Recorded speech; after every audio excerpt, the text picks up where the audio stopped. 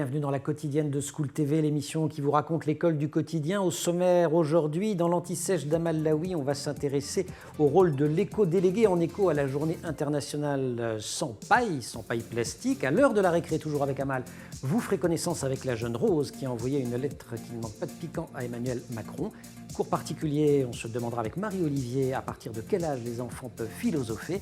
Et puis, pour nous accompagner pendant toute cette émission, Thierry de Vulpilière, cofondateur d'Évidence B. C'est le grand oral, le thème « Lutter contre le décrochage scolaire grâce aux nouvelles technologies ». Thierry de Vulpilière, bonjour. Bonjour. Fondateur d'Évidence B, une start-up EdTech, Education and Technologies, comme il y a la FinTech pour la finance, la EdTech c'est pour l'éducation. Start-up qui articule sciences cognitives et intelligence artificielle pour proposer des apprentissages personnalisés aux élèves du primaire au lycée. Une des raisons pour lesquelles on vous accueille aujourd'hui, c'est que depuis la rentrée, et pour la première fois en France, à l'échelle d'une région qui n'est pas la moindre puisque c'est l'Île-de-France, près de 500 000 lycéens ont accès depuis la rentrée à un parcours d'apprentissage personnalisé via vos outils. C'est une généralisation qui est consécutive à une expérimentation qui a été menée au lycée Paul Valéry par la région depuis un an. Je signale que vous avez aussi, enfin vous, Évidence B en tout cas, a été sélectionné pour participer à la finale de la GSV Cup, qui est le plus grand concours mondial dédié aux startups de l'éducation. Avant de nous raconter l'adaptive learning, toute cette grande révolution, Thierry de Vulpilière, Start-upper, c'est une troisième vie finalement, une quatrième vie pour vous. Il y a eu une toute première vie qui est une vie de prof. Alors effectivement, l'éducation, c'est quand même des enseignants avec des élèves et il ne faut pas perdre cet ADN-là. Donc j'ai commencé comme prof de philo voilà, et de lettres, y compris dans des publics un peu particuliers, puisque j'étais prof dans le cadre de Coët-Quidan, de l'armée. Donc j'ai eu des officiers à qui j'enseignais le pacifisme et qui étaient avec des FAMAS à ce moment-là devant moi. Les FAMAS, c'est des situations mitrailleurs. Donc une situation d'engagement de ces élèves assez particulière. Et vous étiez spécialiste de la littérature décadente. Littérature décadente, c'est la fin du 19e. C'est aussi, et ça s'appelle littérature décadente parce que c'était un siècle qui avait du mal avec la modernité et donc qui considérait que cette modernité était décadente. Et donc il y a des échos avec ce qu'on est en train de vivre aujourd'hui. Absolument. Deuxième vie professionnelle, elle se passe dans le monde de l'édition et plutôt de l'édition scolaire. La troisième, chez un géant du numérique, le M de GAFAM, donc Microsoft, où vous créez déjà, mais vous aviez travaillé avant, des classes virtuelles. Avec l'électronique qu'on avait fait au moment où Jean-Marie Messier avait repris le groupe Havas. Donc chez Nathan Bordas, on a fait les premiers manuels électroniques sur des tablettes. On est en 2000. L'État du Maine, aux États-Unis, a déployé des portables dans tous les lycées. Et le département des Landes a le premier mis des ordinateurs aussi entre les mains de tous les collégiens. Qui présidait ce département. Exactement, qui avait mis ça, et du coup, Bordas et Nathan ont mis des manuels sous forme numérique déjà sur des tablettes en 2000. Vous avez créé ensuite des classes virtuelles, notamment chez Microsoft. La classe immersive. La classe immersive. Voilà, qu'on a développé chez Microsoft, c'était aussi l'arrivée de tout ce qui va être réalité augmentée, qu'on voit à nouveau se déployer un peu partout. Donc c'était une salle de classe comme ça interactive où on pouvait interagir par les gestes avec l'information numérique. Autant dire que vous êtes à la fois témoin et acteur de cette révolution depuis de longues années. Aujourd'hui, le nouveau point de bascule, c'est ce qu'on appelle l'adaptive learning en bon français, l'enseignement adaptatif. En deux mots, qu'est-ce que c'est ? Qu'est-ce que ça permet de nouveau ? Donc l'adaptatif, c'est grâce à des nouvelles connaissances qu'amène l'intelligence artificielle, donc qui va tracer les données laissées par les élèves, et les sciences cognitives. Nous, on associe les deux, et l'idée, c'est de personnaliser au mieux les ressources éducatives qu'on va faire. Le pari de l'éducation, c'est d'aider chaque élève. Dans l'Antiquité, on a un pédagogue devant les enfants de patriciens, c'est personnel. Puis ensuite, il y a une histoire de massification. Voilà, donc tous les systèmes se sont massifiés, mais l'enseignement pour tous, l'école pour tous, n'est pas l'école pour chacun. Et le pari de la personnalisation, de l'adaptive learning, c'est de mieux réajuster les exercices qu'on va proposer pour chaque élève, pour aider chacun en fonction de sa vitesse d'apprentissage, des difficultés qu'il a. Voilà la promesse de l'adaptive learning. Les outils que vous mettez à disposition cette année des lycéens d'Île-de-France, c'est la gamme adaptive, ou adaptative d'ailleurs, adaptive. Donc c'est le principe. On va détailler un petit peu tout ça dans quelques secondes, mais en un mot, il y a entre 300 et 3000 exercices qui sont disponibles. Je ne vais pas faire les 3000, moi. Alors, en fait, on en a même beaucoup plus. C'est plutôt des gammes de 9000 exercices qu'on va mettre à disposition. Et le principe de la personnalisation, une véritable personnalisation, si vous avez 3 exercices, ce n'est pas de la vraie personnalisation. Un manuel scolaire arrive à avoir des exercices, effectivement, avec 1 étoile, 2 étoiles, 3 étoiles, mais très vite, chaque élève est court, il n'y en a pas assez pour lui. Donc on a besoin d'une très grande profondeur d'exercices pour que chacun en ait pour son compte. Et du coup, l'idée, c'est de faire le nombre d'exercices suffisant pour maîtriser la notion, mais effectivement, alors ça va dépendre un petit peu des sujets qu'on traite. Nous, comme on articule des sciences cognitives, c'est-à-dire des points précis du programme, on a par exemple des modules qui s'appellent adaptive fraction, sur le sens des proportions. On sait que c'est une difficulté, j'ai envie de dire, planétaire, si je peux me permettre de donner ce chiffre, dans les enquêtes PISA, donc qui touchent tous les pays, enfin 80 pays qui évaluent les compétences des élèves de 15 ans dans 80 pays. On posait la question, dans la dernière enquête, aux élèves de comparer 2 cinquièmes et 1 demi. Et on a 75% des élèves qui pensent que 2 cinquièmes est plus grand que 1 demi, ce qui est faux. Et je suis tellement content que vous ne m'ayez pas posé la question. Et ce résultat est vrai aussi bien à Singapour qu'en Finlande. C'est-à-dire qu'il y a des points de connaissance sur les. Et ça, c'est vraiment les sciences cognitives. C'est les biais cognitifs, c'est évidemment parce qu'il y a le 2. Voilà. Je me dis, 2, c'est plus que 1 et je ne fais pas attention à la notion de proportion. Donc c'est des sujets plus précis. Et là, on a une grande profondeur d'exercice sur des domaines très ciblés. On va détailler tout ça. On va voir aussi que cet adaptive learning est au service de l'enseignant et des enseignements et pas seulement au service des élèves. Ce sera après l'anti-sèche d'Amal Laoui.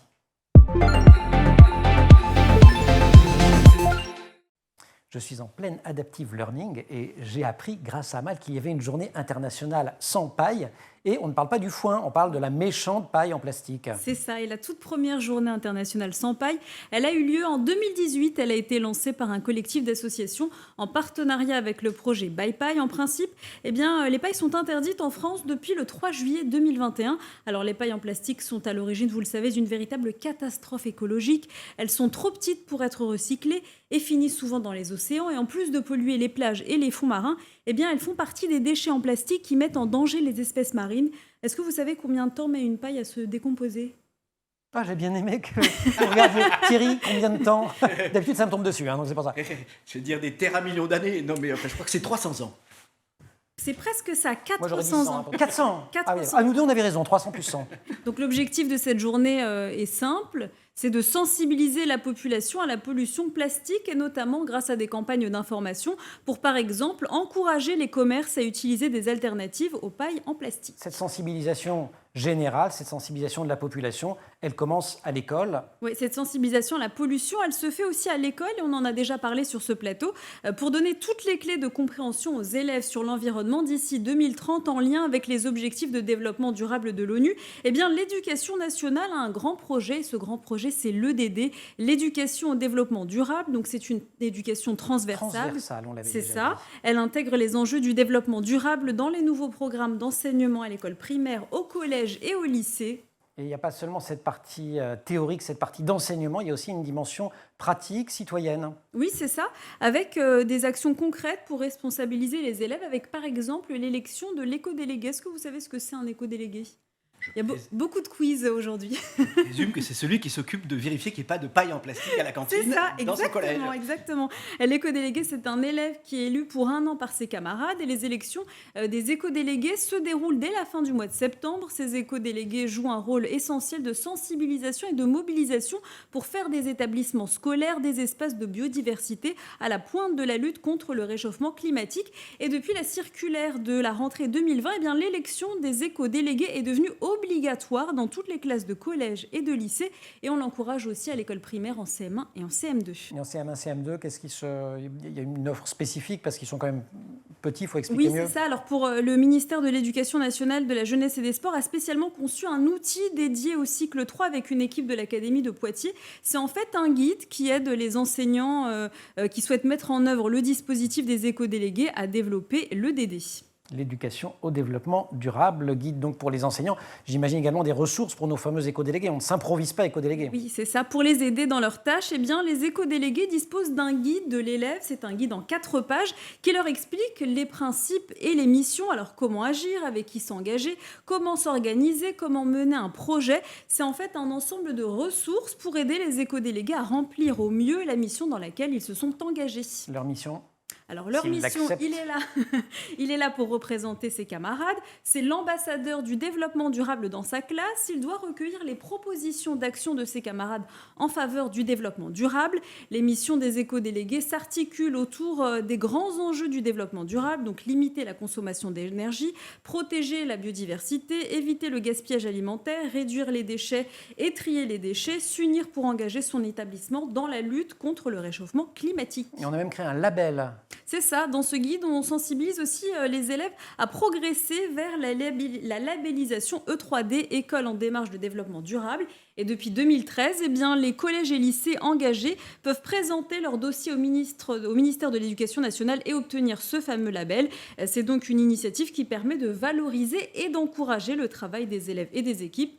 Vous l'avez donc compris, l'éco-délégué joue un rôle essentiel pour mettre en œuvre la transition écologique avec des actions donc très concrètes et des projets qui impliquent activement tous les élèves. Merci beaucoup, Amal Laoui, impliquer tout le monde. C'est fondamental, je le disais il y a quelques secondes, sur tous les outils d'enseignement adaptatif. Puisqu'on je vais essayer de parler français maintenant, donc d'adaptive learning, il y a des tableaux de bord pour les enseignants. C'est-à-dire, je suis professeur et j'ai une vision d'où en sont tous mes élèves dans leurs apprentissages, dans leurs itinéraires. Et ça, en fait, sans la machine, on ne peut pas l'avoir. Enfin, on a une idée, mais on n'a pas ce degré de précision, c'est ça ? C'est ça. L'idée, c'est qu'effectivement, c'est des outils qui viennent aider l'enseignant dans son travail d'enseigner à chacun de ses élèves avec une sorte de difficulté qu'il a de comprendre s'il a 30 élèves ou 40, on est dans des classes en Égypte, ils en ont 80, de savoir pourquoi tel ou tel élève bloque. Donc l'intelligence artificielle, dans les tableaux de bord, va remonter à l'enseignant un certain nombre d'indicateurs. Et on a travaillé avec une université qui s'appelle l'UCL, University College of London, sur les tableaux de bord. Et ce que nous disait le chercheur avec qui on travaillait, il faut que ce soit un tableau de bord de 2 chevaux et pas de Boeing. Il faut peu d'informations, mais des informations qui vont aider à la décision pédagogique. Et on a par exemple, de nos principaux algorithmes, on va voir avec des petits boutons rouges là où il y a une difficulté pour l'enseignant, pour lui signaler le problème. On poursuit notre grand oral avec Thierry de Vulpilière d'Évidence B dans quelques instants. Je voulais vous demander comment vous considérez, comment ça se passait avec les enseignants. Si vous commencez par leur dire qu'ils ont leur filer des 2 chevaux au lieu des Boeing, je ne sais pas si ça va bien se passer. Allez, suite du grand oral. Proposer des indicateurs simples aux enseignants pour qu'ils puissent suivre la progression de leurs élèves. S'ils essayent de traduire ce que c'est que cet enseignement adaptatif, c'est donc il faut aller d'un point A qui est l'ignorance à un point B qui est j'ai compris un certain nombre de choses.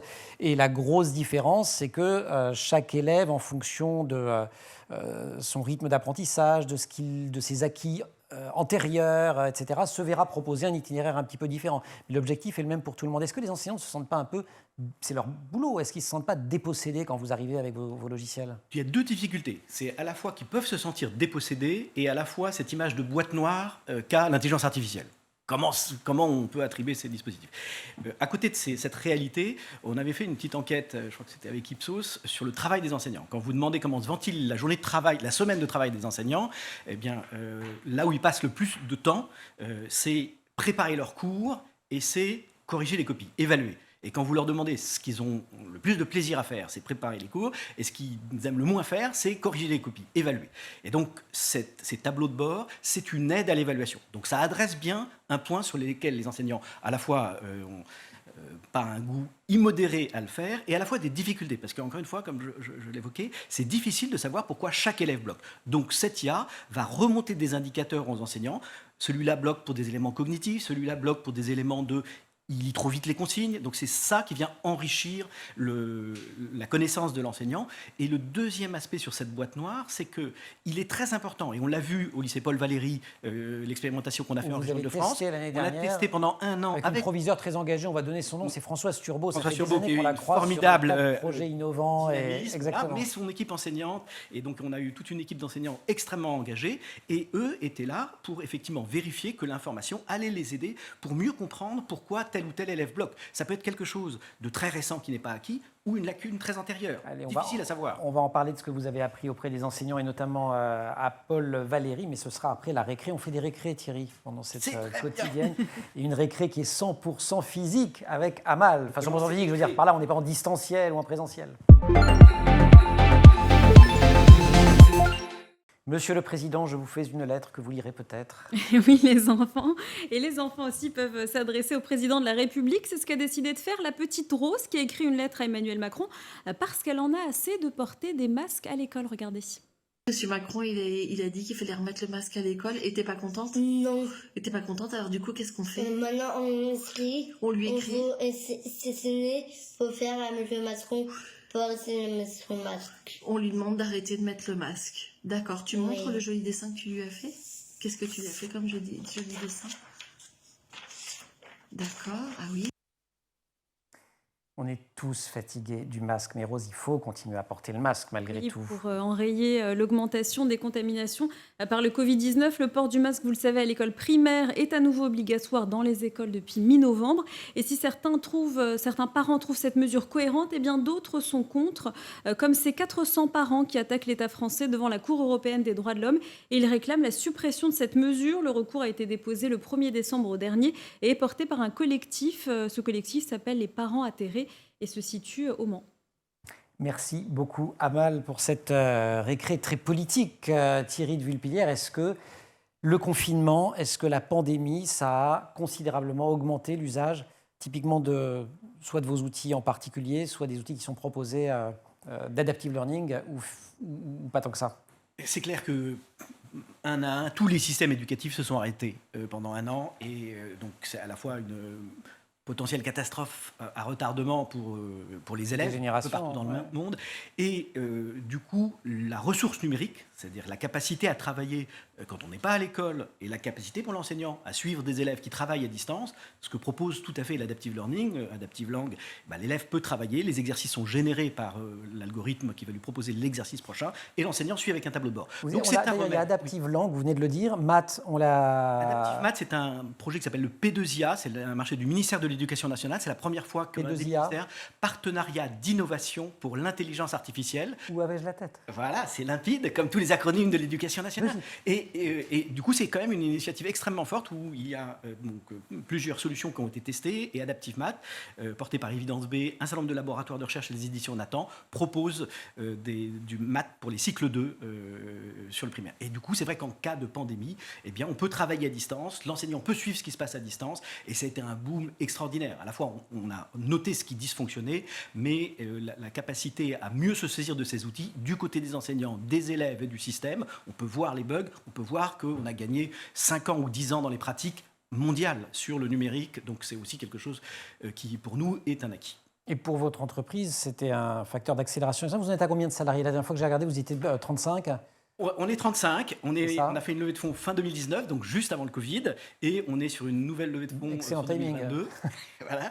Qui était une levée de fonds de 2 millions d'euros. 2 millions d'euros. On commence à arriver dans des choses assez sérieuses. Et on a été sourcé par le gouvernement de Singapour, qui est censé être plutôt bon, et on a des écoles pilotes qui sont des gifted schools, donc les écoles d'élite du gouvernement de Singapour, qui travaillent avec Adaptive Fraction, et sur lequel il y a des progrès considérables qui ont été faits par les élèves sur cette question de 5e et demi notamment. Donc voilà, à l'international aussi, cette question est tout à fait d'actualité et avec une forte croissance. Et si Thierry de Vulpillière est aussi souriant du fait d'avoir été distingué par Singapour, c'est que dans ces fameux classements PISA que vous citiez tout à l'heure, qui sont des classements qui évaluent les compétences des élèves de 15 ans dans plusieurs dizaines de pays, c'est l'OCDE qui fait ces classements-là. Singapour caracole en tête, notamment en mathématiques, donc on se dit que s'il vous repère, c'est que ça ne peut pas être vraiment mal.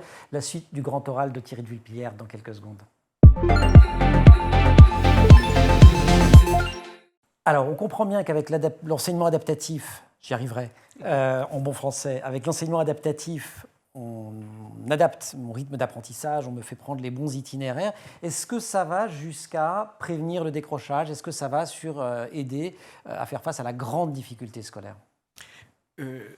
L'intérêt du numérique, c'est de répondre à cette question. Ce que cherchent les systèmes éducatifs, c'est à faire réussir tous les élèves. La difficulté, là où on plafonne, c'est comment aider ceux qui décrochent. Comme je l'ai donné comme exemple tout à l'heure sur 2 5e et 1,5, ça peut toucher des élèves de nature très différente et c'est des décrochages de nature très différente. L'intérêt justement de ces approches, c'est que ça va identifier le type de décrochage propre à chaque élève. On a un algorithme notamment qu'on utilise qui s'appelle le bandit manchot, qui est fait par l'INRIA à Bordeaux, et c'est un algorithme qui va essayer... l'INRIA, le grand institut français de recherche publique sur l'intelligence artificielle et ces sujets-là. D'allouer le bon exercice à chaque élève, et ce qu'on voit, c'est quand on compare ce que fait l'algorithme tout seul et un enseignant, quand il va enseigner, il va commencer par des exercices simples, et puis il va monter en difficulté progressive.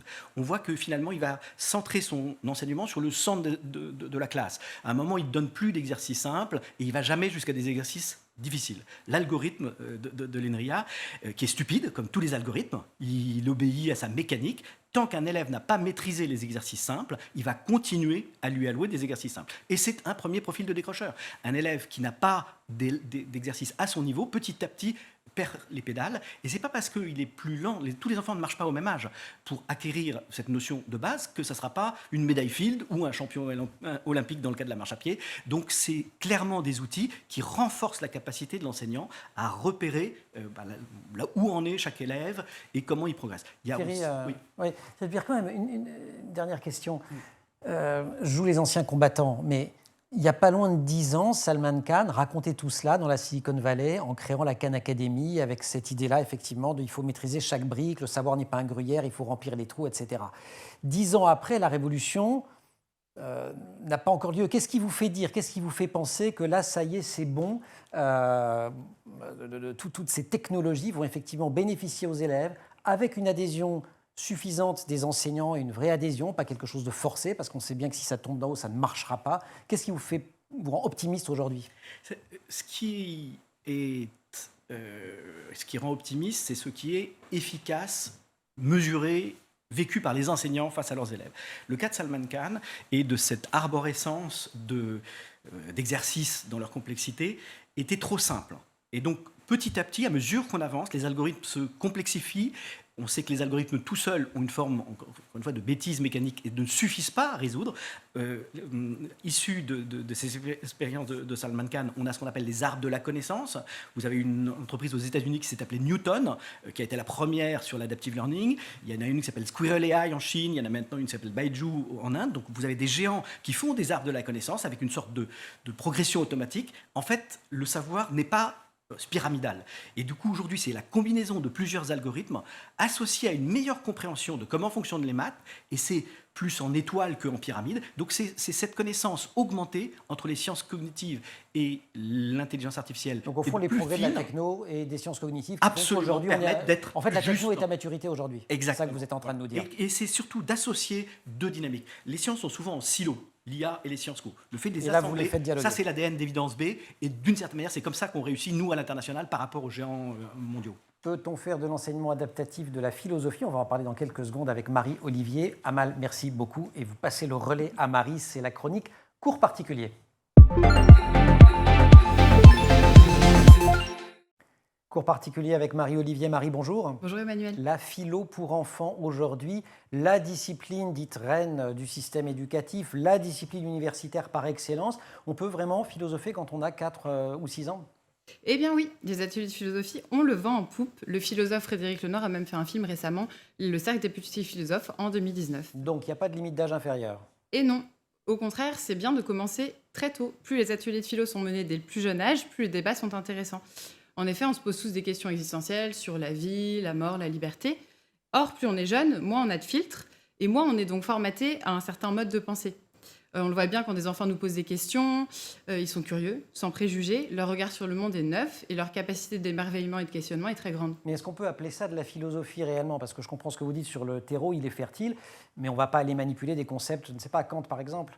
Non, évidemment. Alors, on n'apprend pas des concepts en atelier de philo. En fait, on philosophe, c'est-à-dire qu'on s'interroge sur le monde, on pense le monde qui nous entoure. Les ateliers de philo n'ont rien à voir avec les cours dispensés, par exemple, en terminale, où on va intégrer des concepts théorisés par Hobbes, par Socrate, Sartre. Il y a toute une liste d'auteurs, il y a toute une liste de notions. Tout à fait. Et Kant lui-même, d'ailleurs, disait on ne peut pas apprendre la philosophie, on ne peut qu'apprendre à philosopher. Et dans cette perspective, en fait, ces ateliers sont même presque plus adaptés que les programmes qu'on peut avoir au lycée. C'est la vraie philo, au fond. Alors, comment ça se passe concrètement ?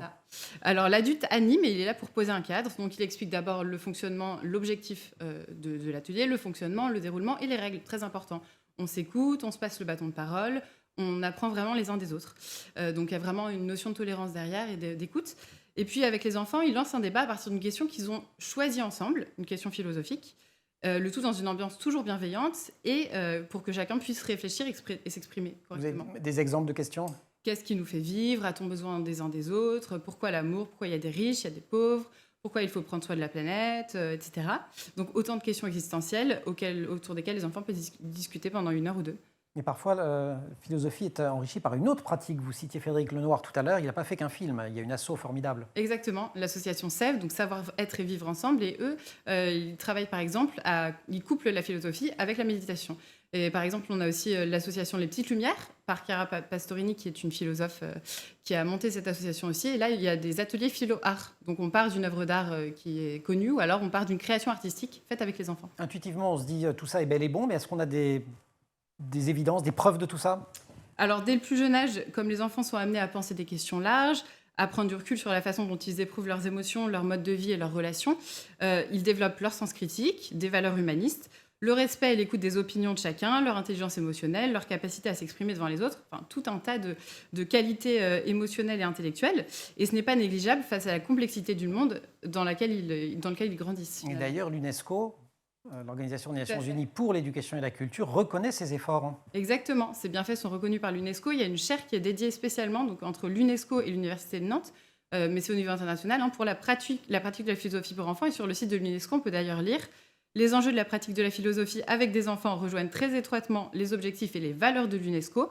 La pratique de la philosophie est un des moteurs essentiels pour développer l'esprit critique, les compétences démocratiques, l'empathie, l'ouverture et le dialogue interculturel. » Donc c'est une promesse de tolérance et de paix qu'il serait bien de probablement mettre dès la maternelle finalement. On pourrait même prendre certains débatteurs ou hommes politiques qui sont plus du tout en maternelle et les remettre en maternelle. Ce serait une idée. Comment ça résonne à vos oreilles, Thierry? Je signalais en tout début d'émission que vous aviez été prof de philo-lettres. Elle parle de philo, la Marie, ou elle parle d'autre chose? Elle parle tout à fait de philo et au debout du système, je pense que c'est capital. Et c'est vrai qu'il y a une sorte de tendance aujourd'hui d'associer le numérique avec ce qu'on appelle les compétences du XXIe siècle. Et on redécouvre un certain nombre de compétences qu'on énonce et sans arrêt on dit on a besoin d'enseigner l'esprit critique. Socrate, la philo, c'est ce que ça fait. Le système français le fait depuis toujours. Moi, je considère que c'est la discipline qui m'a le plus servi dans toute mon expérience professionnelle. Donc, je pense que c'est un atout majeur que nous avons. Et on l'a déjà. Il n'y a pas besoin d'essayer de réinventer une nouvelle matière qui s'appelle l'esprit critique. C'est la nature même de la philosophie que de transmettre cette curiosité et cette... voilà.